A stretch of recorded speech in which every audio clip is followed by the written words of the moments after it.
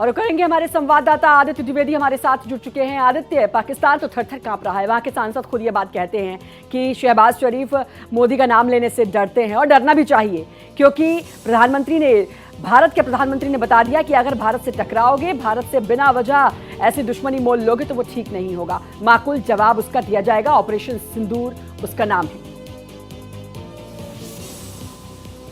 ये दूसरा दिन है पाकिस्तान की संसद में, जबकि वहाँ पर एक सांसद कल रो रहे थे और वो दुआएं कर रहे थे, खुदा से लगातार इबादत कर रहे थे कि किसी तरह से पाकिस्तान की फौज और पाकिस्तान की जनता को खुदा बचाए। आज ये दूसरा दिन है जबकि वहाँ पर पीटीआई के सांसद शाहिद अहमद खट्टक ने जोरदार हमला शहबाज शरीफ पर बोला हुआ है। उनके पाकिस्तान के प्रधानमंत्री को बोला हुआ है कि ये काफ़ी डरपोक है, ये डरे हुए हैं और ये गीदड़ हैं। इस तरह की उनको जो है उपाधि से नवाजा गया है। तो आप समझ सकती हैं कि पाकिस्तान में क्या कुछ चल रहा है। वहाँ के विपक्षी, जबकि भारत की अगर हम बात करें तो भारत में सारी विपक्षी दलों ने एक साथ एक स्वर में केंद्र सरकार को समर्थन दिया हुआ है। केंद्र सरकार को फ्री हैंड दिया हुआ है कि वो जो चाहें, जैसे चाहें वैसे करें। पूरा विपक्ष उनके साथ है। अगर पाकिस्तान की बात करें तो उनकी सेना अपील कर रही है कि सभी दल एक हो जाएं, सभी दल एक होकर के बातें करें, लेकिन वहां ऐसा देखने को नहीं मिल रहा है। उसकी काफी बड़ी वजह हटा दिया गया। सेना ही तो वहां पाकिस्तान की जो दुश्मन है वहां की सेना ही है। ये बात पूरी दुनिया जानती है। और अब चाइना, जिसके दम पर पाकिस्तान इतना उछल रहा था, चाइना देखिए कैसी दोगली राजनीति करने के लिए तो वैसे ही फेमस है। चाइना एंड टाइम पे साथ छोड़ दिया और कहता है कि आतंकवाद का विरोध करते हैं। देखिए श्रद्धा, अगर हम चाइना की बात करें तो चाइना ने बहुत ज़्यादा लोन, मतलब अब तक का पाकिस्तान पे जो सबसे ज़्यादा लोन है वो 2 लाख करोड़ डॉलर से ज़्यादा का वो चाइना ने दिया हुआ है। और 5-6 देश और हैं जिन्होंने पाकिस्तान को लोन दिया हुआ है।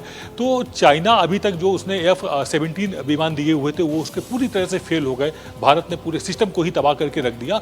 उसके बाद ये चाइना अब ये बैक हुआ है और कहीं ना कहीं इसमें प्रेशर भी होगा, इंटरनेशनल प्रेशर भी होगा। भाई आप आतंकियों का साथ देंगे तो आप पूरे विश्व में अलग थलग पड़ जाएंगे। मजबूर होकर चाइना कहीं ना कहीं बैक फुट पर गया है श्रद्धा। बहुत अपने मन से नहीं गया होगा और ये जाना भी चाहिए। भारत की मजबूरी है, चाइना की मजबूरी है। और अमेरिका के टैरिफ लगाने के बाद तो वैसे ही चाइना के पास कोई रास्ता नहीं बचा। वो भारत की तरफ देख रहा था, भारत के बाजार की तरफ देख रहा था। तो कुल मिलाकर जो चाइना का सपोर्ट मिल रहा था वो भी अब पाकिस्तान को नहीं मिलेगा। IMF की एक बड़ी मीटिंग और जाहिर है ग्रे लिस्ट में आना तय है मुझे लगता है आतंकवाद का, क्योंकि जितना समर्थन करता है खुद पाकिस्तान ने पिछले 2-3 दिनों में इसके सबूत भी दिए। बड़ी खबर का रुख कर लेते हैं। इस वक्त की बड़ी खबर आपको बता दें, भारत की जो शक्ति है और मजबूत होने जा रही है। भारत को मिलने वाला है नया जंगी जहाज। 28 मई को भारत पहुंचेगा INS तमाल। और कल INS विक्रांत का कमाल भी देखा सबने। रूस से डिलीवरी की तैयारी पूरी। तलवार क्लास फ्रिगेट है INS तमाल। पाक से तनाव के बीच अब भारत की ताकत और बढ़ेगी। 28 मई तक का इंतजार है और 28 मई के बाद भारत की ताकत में इजाफा होने जा रहा है। रूस से 28 मई को पहुंचेगा। रूस से अब डिलीवरी की तैयारी पूरी हो चुकी है। रूस, इटली, तमाम बड़े देश, अमेरिका, सब भारत के साथ हैं। भारत विश्व गुरु बन जाएगा अगर इस आतंकवाद का खत्म करेगा, और भारत करके रहेगा, क्योंकि अब इस आतंकवाद को खत्म करके रहना है। अब और नहीं सहेगा, किसी को नहीं सहना चाहिए। अब ये नहीं सहे जाएगा कि कोई भी किसी भी देश में घुसे और वहां के लोगों को मार के चला जाए। इस तरह की हरकत अब बिल्कुल भी मंजूर नहीं है। तो अब भारत की जो ताकत है एक बार फिर और बढ़ने वाली है। नया जंगी जहाज जो कि अब शामिल होने वाला है 28 मई को INS तमाल पहुंचेगा और अपना कमाल दिखाएगा। आदित्य द्विवेदी लगातार हमारे साथ, हमारे संवाददाता जुड़े हुए हैं। आदित्य, INS तमाल जो कि अब कमाल दिखाएगा भारत में आकर। अब बिल्कुल देखिए जो INS तमाल आएगा तो इसके बाद से भारत की जो नौसेना की ताकत है वो कहीं गुना अधिक बढ़ जाएगी। हालांकि INS विक्रांत पहले से है। अगर हम बात पाकिस्तान की करें तो उसके पास समंदर के लिए जंगी जहाज बेड़ा एक भी नहीं है। हमारे पास 2 तो हैं ही और एक और ये आ रहा है। तो इसके बाद हमारी ताकत और बढ़ जाएगी। अगर हम नौसेना की बात करें तो विश्व में नौसेना में भारत सर्वोच्च स्थान में नाम रखता है। अगर टॉप अगर 3 गिने जाएंगे देश तो उनमें से भारत भी आता है। नौसेना में पाकिस्तान कहीं नहीं टिकता है। वायुसेना में भी वह F-16 जो अमेरिका से उसको प्लेन मिले हुए थे उनकी दम पर वो कोशिश कर रहा था भारत को आंखें दिखाने की, गुर्राने की। या फिर चाइना से जो मिले हुए थे F-17 वो बिल्कुल फुस निकल गए। चाइनीज माल कैसा होता है वो क्लियर हो चुका है। और अमेरिका का जो F-16 विमान है उसका वो इस्तेमाल भारत के खिलाफ नहीं कर सकता है। यदि करता है तो वो उसके अमेरिका ने बहुत कड़े प्रतिबंध के बाद उसको जो उग्रवादी गतिविधियां, आतंकी गतिविधियां उसके खिलाफ इस्तेमाल करने के लिए दिया हुआ था। ना कि पाकिस्तान करेगा क्या? देखिए, भारत भारत की जो ताकत में इजाफा हुआ है वो अब पूरी दुनिया देख रही है कि किस तरह भारत जो है वो पाकिस्तान को मुंहतोड़ जवाब दे रहा है। कल आए थे ना ड्रोन, धरती पर गिरने ही नहीं दिया, आसमान में ही तबाह हो गए। मिसाइलें आई थी ना, उनको भी उड़ा दिया गया। तो भारत की जो ताकत है वो कितनी बढ़ गई है यह पूरी दुनिया जान रही है। और सबसे बड़ी बात, अब पाकिस्तान की मुसीबत देखिए। अब अगर ग्रे लिस्ट पे फिर से आता है, फंडिंग बंद इंटरनेशनल लेवल पर, फंडिंग बंद, वैसे ही भिखारी वाले हालात पाकिस्तान के बने हुए हैं, उसके बाद क्या करेगा, कहां से पैसा लाएगा और ये चीज कैसे सबको समझाएगा कि हम आतंकवाद को पनाह नहीं देते। कुल्हाड़ी जो रखी थी उस पर पैर मारा है पाकिस्तान ने। आदित्य, ऐसे पैर मारा है क्योंकि आतंकवादियों के जनाजे में सेना के अफसर शामिल हो रहे हैं, हाफिज सईद उसमें दिखाई दे रहा है। कैसे सबको समझाएगा पाकिस्तान? अब चाइना ने मुंह मोड़ लिया। देखिए, पाकिस्तान की जो करतूतें हैं वो पाकिस्तान को तबाह करने पर पर्याप्त हैं उसके लिए।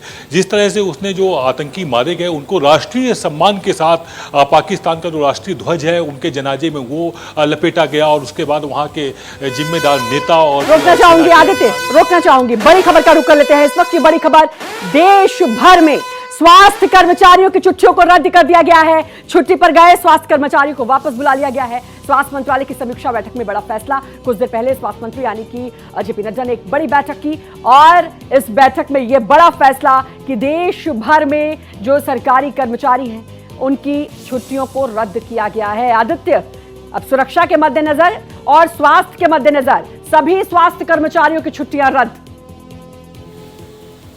बिल्कुल, देखिए, आज भारत में लगातार बैठकों का दौर आज भी जारी रहा है और जिसमें महत्वपूर्ण बैठक रक्षा मंत्री ने ली, फिर गृह मंत्री ने ली, स्वास्थ्य मंत्री ने भी बैठक ली, कृषि मंत्री ने भी बैठक ली और पेट्रोलियम का भी ध्यान दिया गया कि कितना पेट्रोलियम भंडार देश के पास है।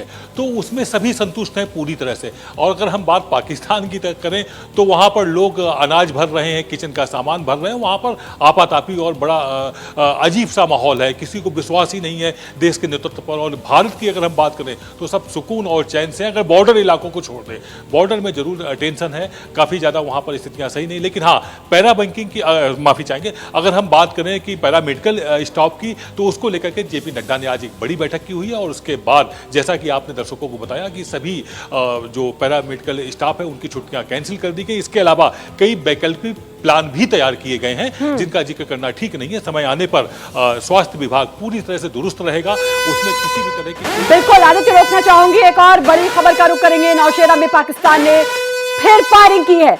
गुजरात में 15 मई तक ड्रोन पटाखों पर बैन लग गया है। जैसलमेर में भी पटाखों पर बैन लग गया है और पटाखों की बिक्री पर रोक लग गई है।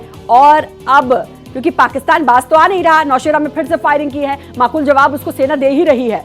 और अब 15 मई तक ड्रोन पटाखों पर गुजरात में बैन, जैसलमेर में बैन लगा दिया गया है सुरक्षा के मद्देनजर। तो लगातार भारत जो है वो पूरा स्टेप बाय स्टेप तरीके से ये जो आगाज हो चुका है जंग का, उसके लिए तैयार है, पूरी तरीके से तैयार है। जैसलमेर में पहले ही गाइडलाइन जारी हो चुकी है, शाम 5 बजे के बाद बाजार बंद और शाम 6 बजे से लेकर सुबह 6 बजे तक पूरी तरीके से ब्लैकआउट रहेगा। गाड़ियों के आने जाने पर भी प्रतिबंध रहेगा।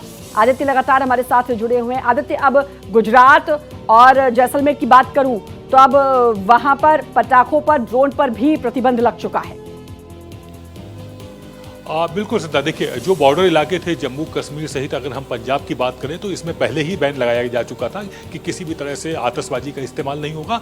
उसको और आगे बढ़ा दिया गया चूंकि पाकिस्तान की जो नापाक हरकत है वो कल देखने को मिली थी कि इन्होंने राजस्थान बॉर्डर से आगे बढ़कर गुजरात के बॉर्डर तक अटैक करने की कोशिश की, जिसको भारतीय नौसेना ने, भारतीय सेना ने पूरी तरह से विफल कर दिया था। उसके बाद से ये एहतियातन कदम उठाया गया है कि अब किसी भी तरह की कोई आतशबाजी या ड्रोन का कोई शो या ड्रोन का कोई इस्तेमाल बॉर्डर इलाके पर किसी भी सूरत में नहीं कर पाएगा। सुरक्षा की दृष्टि से यह बेहद जरूरी था श्रद्धा, इसलिए एहतियातनी कदम उठाया गया। और ये जब ऐसे युद्ध के बादल छाए रहते होते हैं देश में तो उस समय ये कदम बेहद जरूरी माना जाता है कि दुश्मन किसी भी तरह से किसी भी छूट का या किसी भी तरह की जरा सी चूक का फायदा ना उठाने पाए।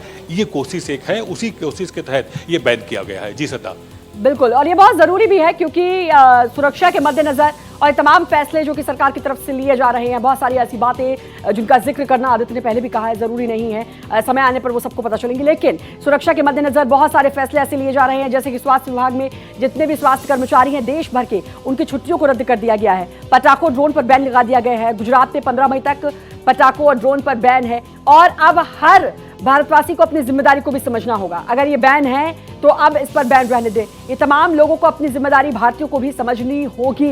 देश में इस वक्त जो मौजूदा हालात हैं उसमें हर किसी के लिए अपनी जिम्मेदारी को पूरी तरीके से निभाना बहुत जरूरी है। खासतौर पर बॉर्डर के आसपास जो इलाके हैं वहां पर जिस तरीके से जो भी प्रतिबंध लगाए गए हैं उसका पालन करना बहुत जरूरी है। यह आपकी सुरक्षा के लिए, या आपके हित के लिए, या देश के हित के लिए है, तो ये हर किसी के लिए बहुत जरूरी हो जाता है कि इन तमाम बातों को ध्यान में रखें और पूरी जिम्मेदारी के साथ इनका पालन करें।